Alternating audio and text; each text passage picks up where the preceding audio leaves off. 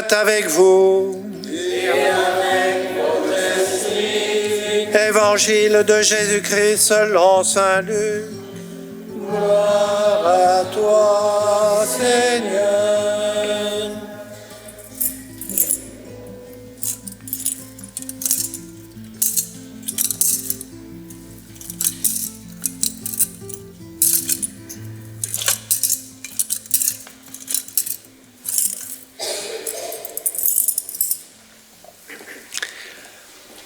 En ce temps-là, l'ange Gabriel fut envoyé par Dieu dans une ville de Galilée appelée Nazareth à une jeune fille vierge accordée en mariage à un homme de la maison de David appelé Joseph. Et le nom de la jeune fille était Marie. L'ange entra chez elle et dit : « Je te salue, comblée de grâce. Le Seigneur est avec toi. » À cette parole, elle fut toute bouleversée et elle se demandait ce que pouvait signifier cette salutation. L'ange lui dit alors : « Sois sans crainte, Marie, car tu as trouvé grâce auprès de Dieu. Voici que tu vas concevoir et enfanter un fils. Tu lui donneras le nom de Jésus. Il sera grand, il sera appelé Fils du Très-Haut. Le Seigneur Dieu lui donnera le trône de David son père. Il régnera pour toujours sur la maison de Jacob, et son règne n'aura pas de fin. » Marie dit à l'ange : « Comment cela va-t-il se faire, puisque je ne connais pas d'homme ?» L'ange lui répondit : « L'Esprit Saint viendra sur toi, et la puissance du Très-Haut te prendra sous son ombre. C'est pourquoi celui qui va naître sera saint, il sera appelé Fils de Dieu. Or, voici que, dans sa vieillesse, Élisabeth, ta parente, a conçu elle aussi un fils et en est à son 6e mois, alors qu'on l'appelait la femme stérile. Car rien n'est impossible à Dieu. » Marie dit alors : « Voici la servante du Seigneur, que tout m'advienne selon ta parole. » Alors l'ange la quitta. Acclamons la parole de Dieu. Louange à toi, Seigneur Jésus.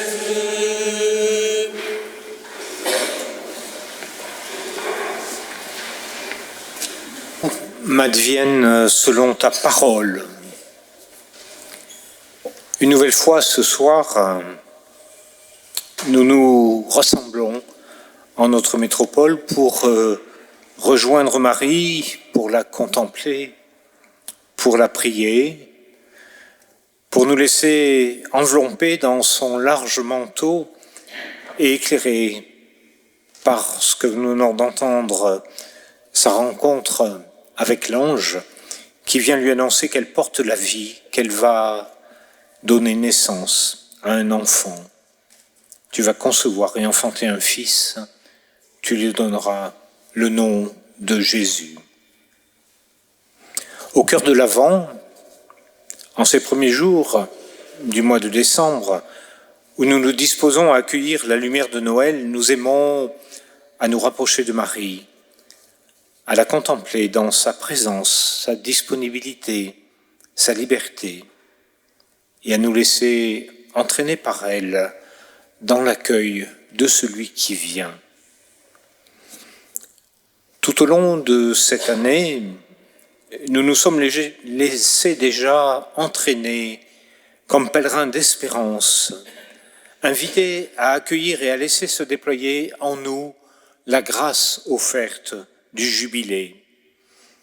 Et Marie était avec nous, Marie que nous chantons, la première en chemin, elle qui nous précède, nous entraîne, nous ouvre à l'accueil du mystère de Dieu.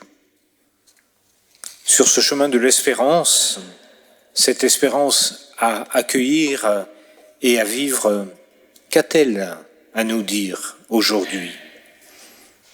Beaucoup, sans doute, et chacun d'entre nous a certainement son cœur des éléments de réponse, sachant quelque peu ce que Marie lui dit, ce qu'il reçoit d'elle. Mais j'essaie simplement d'en formuler quelques aspects. Marie est d'abord source d'espérance.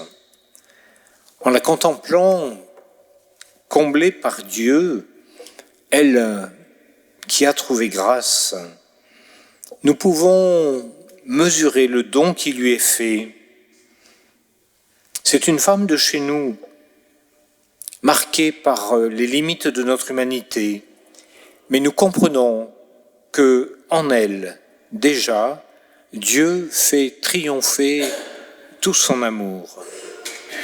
Et là où l'humanité porte encore la blessure du mal, Marie est la première à bénéficier du salut au seuil même de son existence. Ainsi, lorsque dans nos vies nous laissons à Dieu l'espace pour nous rencontrer, tout peut se déployer et sa grâce peut agir et transformer nos existences. Avec Marie, regardons nos vies non pas d'abord avec leur fragilité ou leurs échecs, mais cherchons avec elle à y reconnaître la discrète présence de Dieu qui est là et qui marche avec nous. Marie est aussi appel à la confiance. Cet accueil de la présence de Dieu au secret même de son existence n'est possible en effet que grâce à sa disponibilité. Je suis la servante du Seigneur, qu'il me soit fait selon ta parole. Elle ouvre en son être cet espace de confiance, de disponibilité dans sa vie pour laisser surgir en elle ce qui va la renouveler. Elle ne résiste pas au don qui lui est offert, elle se rend disponible pour l'accueillir et s'en laisser transformer. Elle laisse Dieu agir et son action en elle accomplit des merveilles. Alors que Marie nous donne, nous aussi, de laisser Dieu être avec nous et qu'elle nous aide à lui offrir notre disponibilité pour que sa volonté s'accomplisse en nous. Cette volonté, nous le savons, qui n'est pas entrave ou renversement, mais plutôt un déploiement étonnant de ce que nous portons comme possibilité dans nos êtres.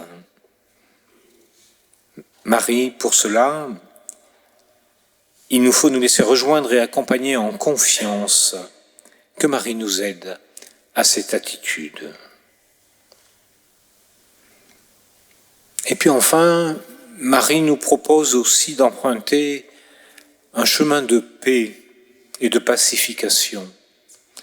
La paix, est-ce que nous osons encore en rêver dans nos vies, dans nos liens, dans nos relations, sur notre terre? La violence aujourd'hui semble tellement tout dominer. La paix, nous le savons, est une promesse de Dieu. Nous le lisons et nous le méditons dans la liturgie de l'Avent. Mais comment cette parole pourrait-elle être une parole pour nous aujourd'hui? Marie, là encore, nous indique le chemin. En se laissant rejoindre et comblée par la promesse de Dieu, elle se laisse habiter par l'amour et ne cessera de le manifester. Et disponible à cet amour, elle va le refléter par sa présence discrète, son attention, son invitation à la confiance. auprès d'Élisabeth, qu'elle va aller rencontrer avec empressement à Cana, en ce lieu où son fils manifestera son premier signe, au fil du ministère de Jésus jusqu'à la croix, et puis au Cénacle, avec les apôtres, dans l'attente du don de l'Esprit. Avec elle, cette présence pacifiée, cette attente sereine circule et elle l'offre à d'autres. Elle nous invite ainsi à l'accueillir, à nous en laisser à notre tour combler. Nous sommes ce petit peuple d'hommes et de femmes fragiles et inquiets au cœur de ce qui nous bouscule et de ce qui peut bousculer la vie de notre terre. Marie vient comme nous assurer que notre vie n'est pas abandonnée, que nous ne sommes pas seuls, qu'un amour puissant nous rejoint, nous enveloppe et bientôt va manifester sa présence au milieu des hommes. Marie nous dit que Dieu, en son amour, est avec nous, Emmanuel, et que si nous lui laissons l'espace pour nous laisser rejoindre, il accomplira aujourd'hui encore des merveilles. Alors ce soir, que Marie, en son immaculée conception, nous donne de marcher dans l'espérance, d'avancer avec confiance et d'emprunter avec elle et pour nos frères des chemins de paix. Amen. Sainte Vierge Marie, Notre-Dame des dons, toi qui as épousé l'espérance du peuple de la promesse, apprends-nous à espérer la venue du Messie en nos vies. Toi qui as chanté le Magnificat, apprends-nous à espérer dans l'ordinaire des jours, en tout temps et contre toute espérance. Tu as médité tous les événements en ton cœur. Garde-nous fidèles dans les épreuves, sachant que Dieu agit toujours en nos vies. Immaculée Conception, tu as été comblée de grâce par la mort et la résurrection de ton Fils. Aide-nous à vivre en témoin de la résurrection, toi dont la vie a été façonnée par l'Esprit. Permets à tous les membres de l'Église d'espérer en son œuvre toujours agissante. Ô Marie, Notre-Dame de tout pouvoir et de consolation, aide les dirigeants de notre pays et du monde à être de véritables artisans de paix et de réconciliation et des serviteurs de leur peuple. Veille sur notre Église d'Avignon et donne-lui les prêtres, les diacres et les religieux dont elle a besoin. Amen. Dans sa bienveillance, Dieu a voulu sauver le genre humain par son Fils né de la bienheureuse Vierge Marie, qu'il vous comble de sa bénédiction. Puissiez-vous ressentir toujours et partout la protection de celle qui vous a permis de recevoir l'auteur de la vie. Amen. Vous qui êtes rassemblés aujourd'hui avec ferveur, repartez dans la joie de l'Esprit et l'espérance du ciel. Amen. Et que la bénédiction de Dieu Tout-Puissant, le Père, le Fils et le Saint-Esprit descendent sur vous et y demeurent toujours.